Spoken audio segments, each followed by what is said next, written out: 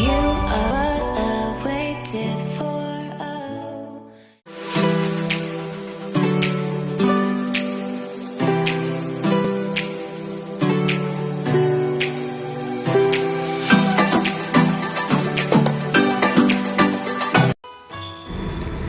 Hello everyone! Kumusta kayo? Kumusta mga ka-wonder? So, it's been a while since the last time na nag-upload ako ng cooking video. So, ngayon, ang gagawin ko ay Japanese eel rice. Yung eel na bilhin ni Amo na pre-cook na siya, may timpla na, iinitin na lang.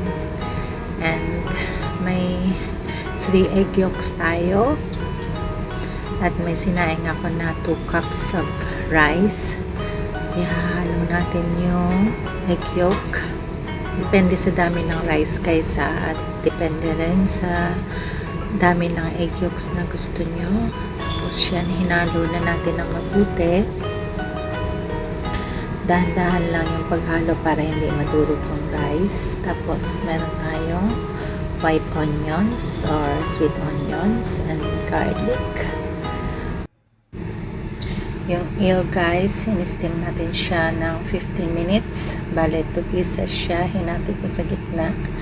And then, sautein na rin natin yung ating white onions, low fire hanggang sa lumambot. And mayroon din tayong sweet corn, whole kernel. Panghalo natin sa fried rice. Pag malambot na yung onion guys, i-add na natin yung rice na hinaluan natin ng egg yolks.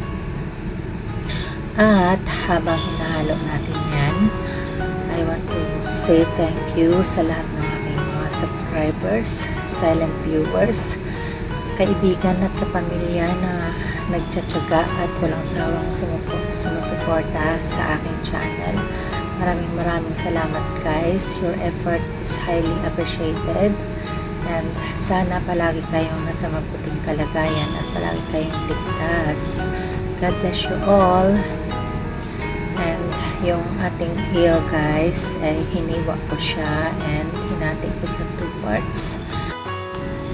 Yung isang part ay gagamitin natin mamaya for toppings kapag sinerve na natin, at yung juice ay gagamitin natin yan for fried rice. So ayan na guys, malalaman natin kapag medyo hindi na siya sticky, yung medyo naghiwa-hiwalay na yung rice, so ibig sabihin dried na yung egg yolks. I-add na natin yung juice na galing sa eel kasi nandyan yung lasa, yung timpla guys, kaya dapat hindi natin yan sasayangin kasi yan yung magpapalasa sa ating fried rice. So, habang hinahalo ulit natin yan, a big shout out to all my friends na na-meet ko dito sa YouTube. Thank you.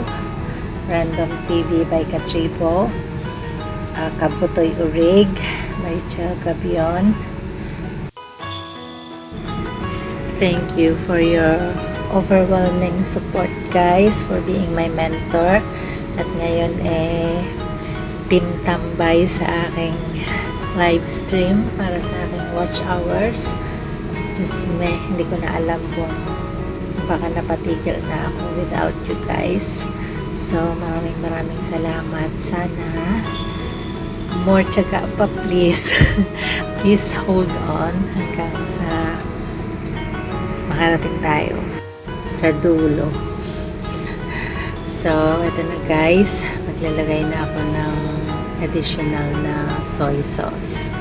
Yung seasonings ng fried rice guys, kanya-kanyang preference. Kung gusto nyo mag-add ng seasonings, kung ano man yung gusto nyo ilagay, sa inyo yan. Wala namang rules kung ano yung pwedeng ilagay.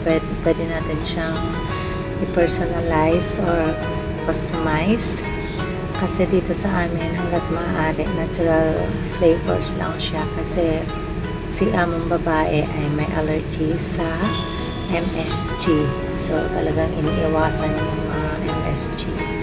Ngayon nilalagay na natin yung sweet corn na favorite ng mga alaga ko, ng mga kuting ko.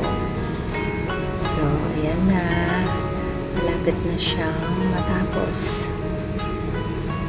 Halo-haluin na lang natin yung paghalo, guys, hanggat maaari. Gentle lang siya para manatiling buo yung grains ng rice. Dapat niya kasi sa pagsaing pa lang medyo less na yung water.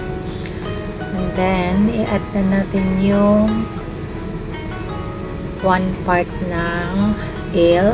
And then, halo-haluin natin ulit.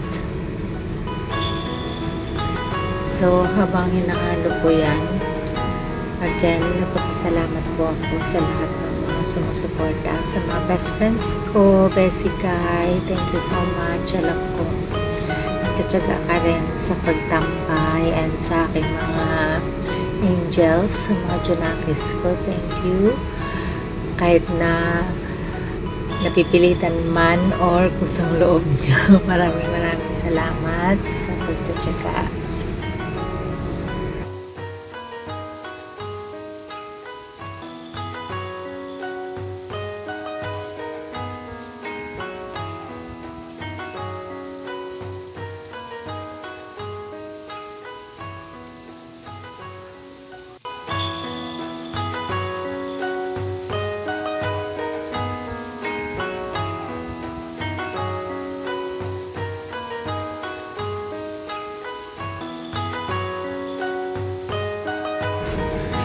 So, since ready na yung ating fried rice, sinet aside ko na siya.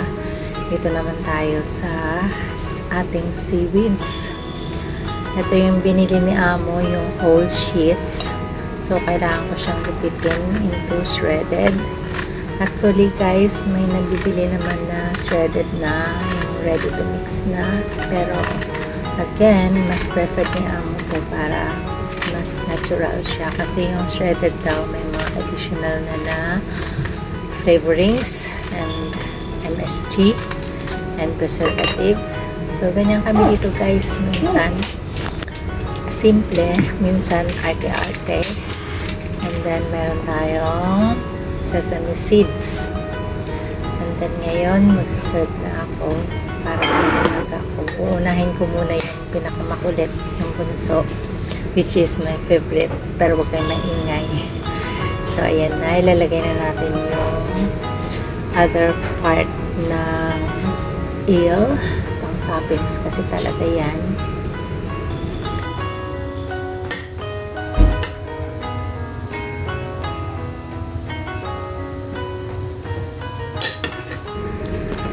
And next, maglalagay na tayo ng sesame seeds.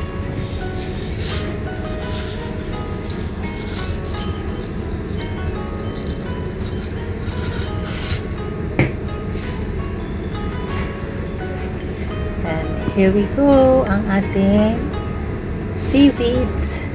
Favorite nila yun, guys. Kung pwede nga lang na yan na lang yung kakainin nila. Ginagawa nilang snacks yan. Actually, guys, hindi ko alam kung tama yung ginagawa ko. Pero sabi naman nila, yan daw yung siniserve sa kanila sa resto. So, yan naman yung para sa panganay. Siyempre, favorite ko rin yung panganay.